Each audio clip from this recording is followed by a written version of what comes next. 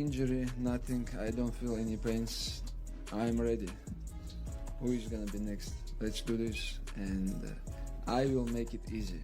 I'm gonna submit you with that. The word sliced through the air, a brazen challenge at Islam Makhachev. This wasn't just a promise to defeat the champion, it was an audacious declaration to humiliate him, submit him right in front of his legendary mentor, Khabib Nurmagomedov. Ilia Topuria vowed to ask Khabib his favorite submission, then use that technique against his protege. This deliberate disrespect immediately sent shockwaves through MMA. It transformed a potential fight into a deeply personal vendetta, elevating stakes far beyond any championship goal. The sheer audacity demanded attention, setting an explosive confrontation.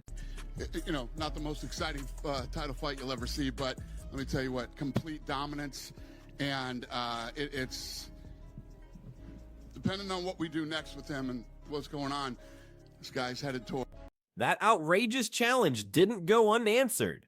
Islam Makhachev fired back with tranquility, yet a stark warning, I'm ready. Who is gonna be next? Let's do this, and I will make it easy. He clapped back at Topuria's White House card demand, asserting his undisputed position. It was a calm, calculated response, masking unyielding conviction. A clear message that while others talk, Islam is always prepared to prove his dominance. This direct confrontation ignited a firestorm, setting the stage for a clash that now feels inevitable, driven by both challenge and confidence. Great problem to have, you know what I mean? It's like there's so many, like when he started, he was walking through Shavkat and Usman and, you know, Ilia, and the list goes on and on. It's a great problem to have, especially when you start talking about this kid is a couple fights away from possible GOAT.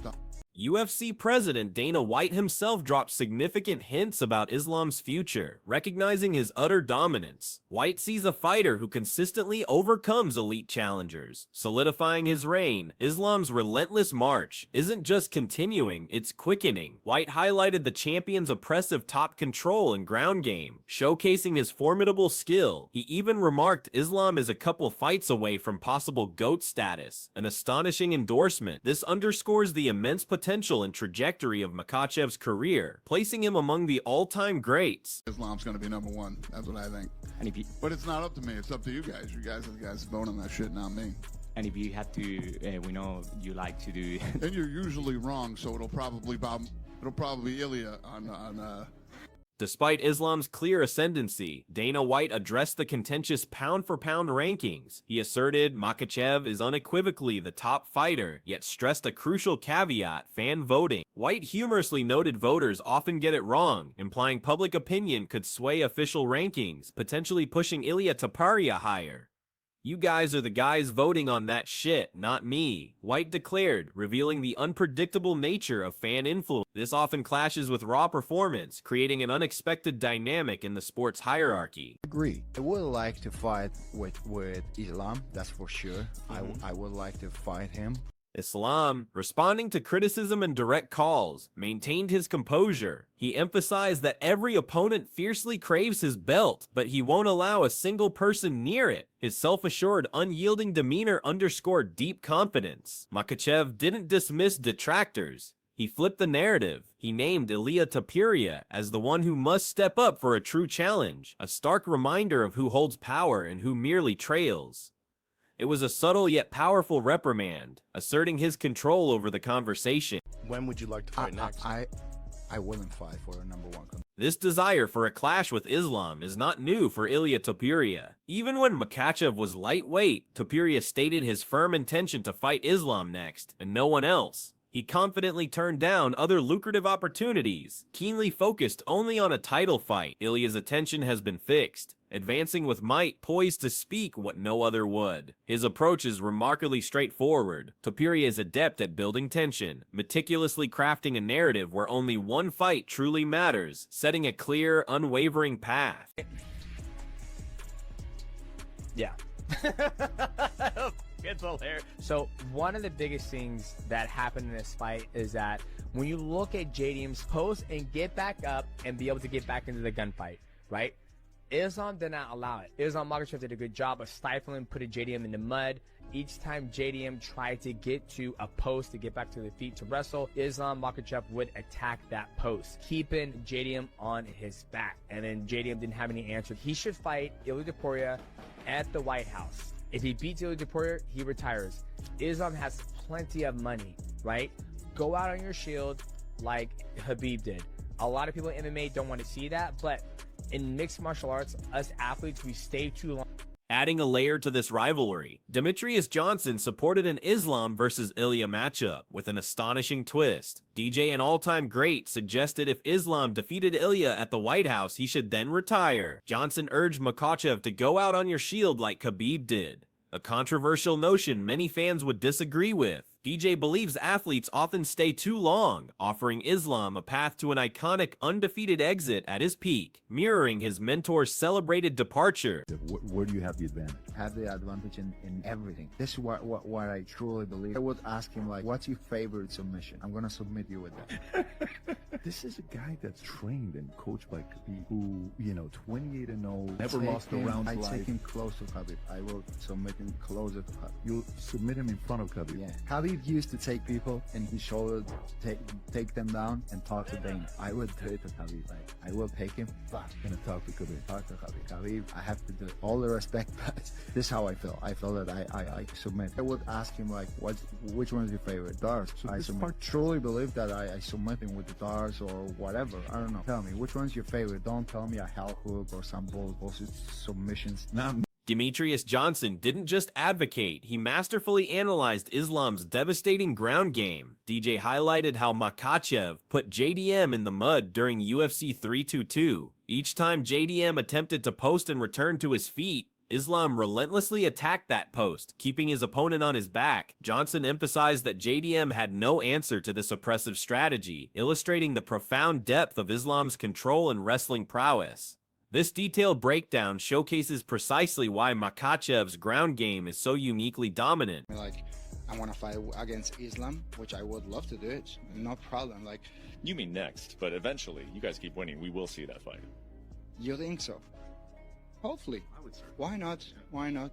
If the UFC wants to make that fight happen, they're gonna make that happen. But I don't know if they want to make it happen. If so, I'm gonna be.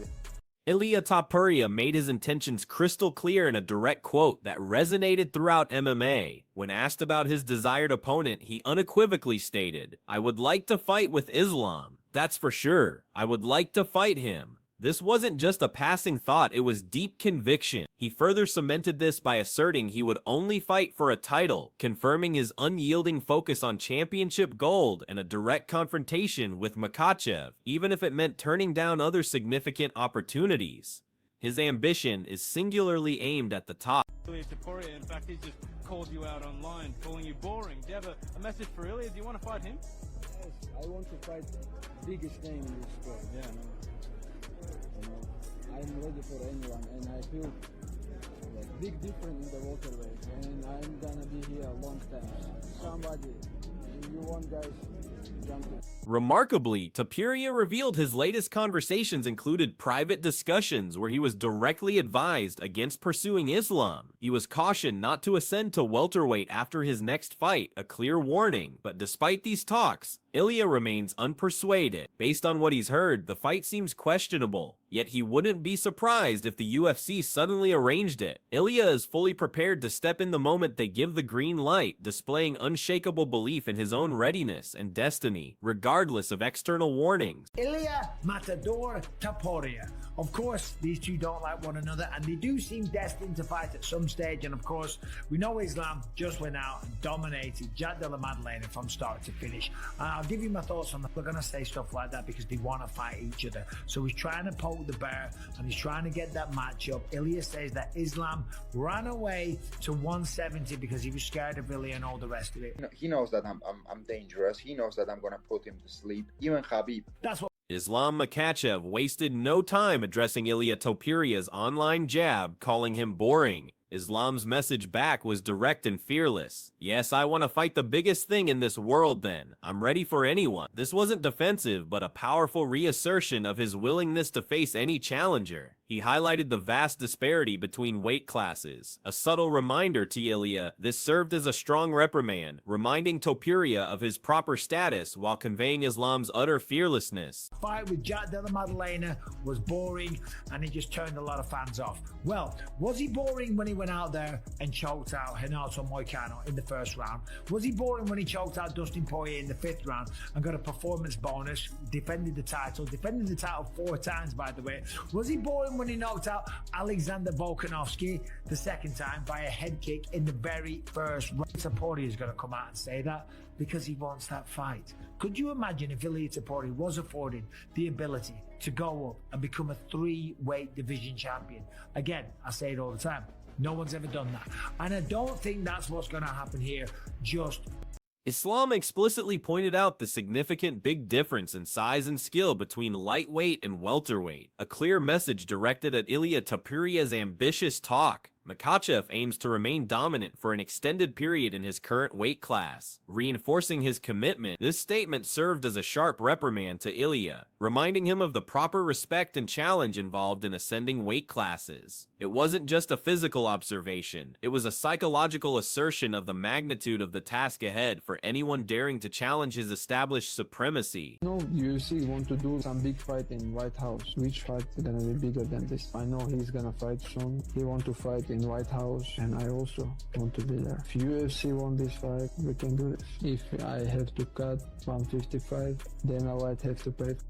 Michael Bisping, never one for shy opinions, weighed in, asserting an Islam and Topuria fight would undoubtedly unfold, perhaps sooner. Bisping emphasized the pair clash, and their animosity visibly built for a while, making the fight seem unavoidable. He saw through typical fighter antics, recognizing deeper currents of genuine dislike. The constant jabs and provocations, Bisping noted, are merely part of the intricate game fighters play to force a collision. In this case, it appears to be working effectively. Nations are not represented. Right now, with Topuria Islam, it can be biggest fight, not John Johnson Pereira. I think if you're making White House fight, it have to be more American fighters. If Georgian fighter fight against Russian fighter, it's not interesting in front of White House. It have to be American fighters represent their country and they fight against us. Bisping further elaborated on the drama, highlighting Ilia's constant jabs regarding Islam, and called out Topuria for fabricating untrue stories.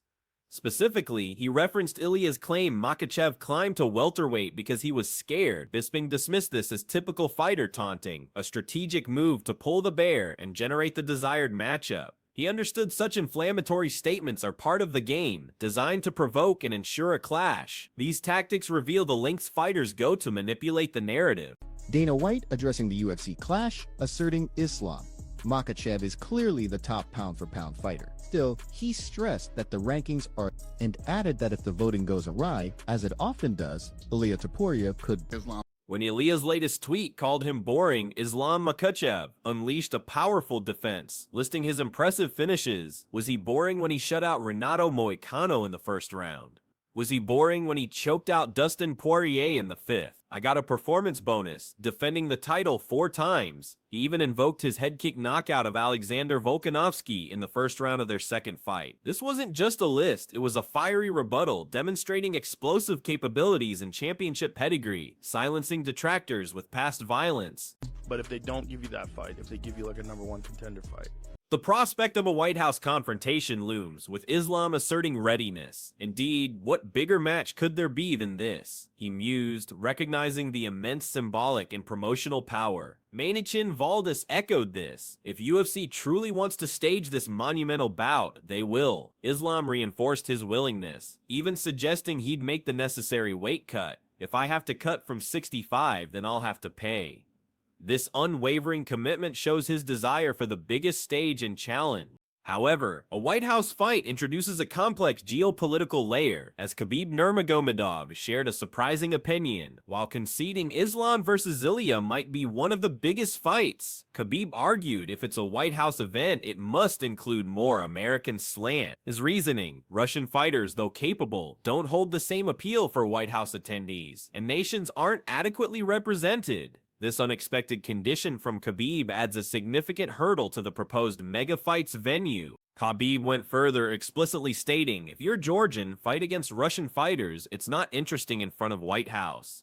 He asserted, "It's have to be American fighters, represent the country, and they fight against us." This strong stance from Islam's mentor reveals a clear vision for the political messaging of a White House event, prioritizing national representation. His perspective introduces a significant logistical and ideological challenge, potentially derailing the highly anticipated spectacle if the UFC honors his viewpoint on such a prestigious stage. Ilia Topuria, despite warnings and challenges, continues to portray himself as having the distinct advantage. Asked where he holds the edge over Makhachev, his answer was bold: "Have the advantage in everything." This unwavering self-belief fuels his confidence and audacious call-out. He truly believes he can not only ground the welterweight champion, but also submit him, a claim he reiterated with conviction. This absolute self-assurance is core to Topuria's persona, making him a compelling and polarizing figure in the sport. For Dana White, Islam Makhachev's continuous overwhelming dominance created a great problem to have. White noted Islam's rapid ascent, effortlessly dispatching elite challengers, showcasing supremacy tougher to dispute. This abundance of talent, coupled with Makhachev's effortless victories, leaves the UFC with a unique challenge, finding opponents who genuinely test his reign. It's the kind of predicament every promoter dreams of, highlighting a champion operating on a different level, leaving a trail of defeated contenders.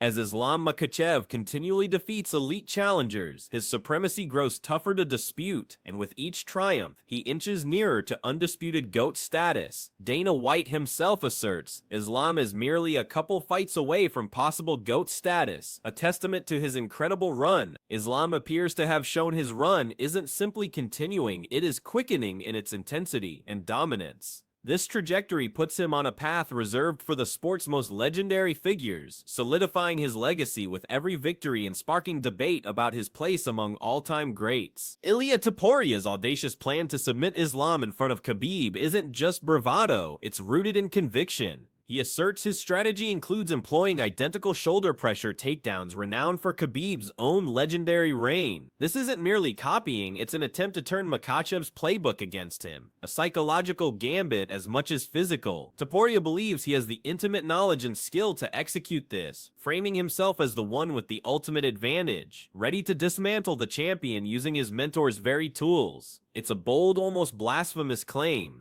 So, the stage is set. A reigning champion seeking order, a relentless challenger aiming to stun the world, and a potential White House spectacle with geopolitical demands. The animosity is palpable, the stakes astronomical, the claims outrageous. Will Ilia Topuria's brazen confidence translate into victory, fulfilling his promise to submit Islam in front of Khabib? Or will Islam Makhachev continue his unstoppable march towards GOAT status, silencing another bold contender with tranquil dominance? This isn't just a fight, it's a collision of legacies, pride, and undisputed supremacy. What do you think happened?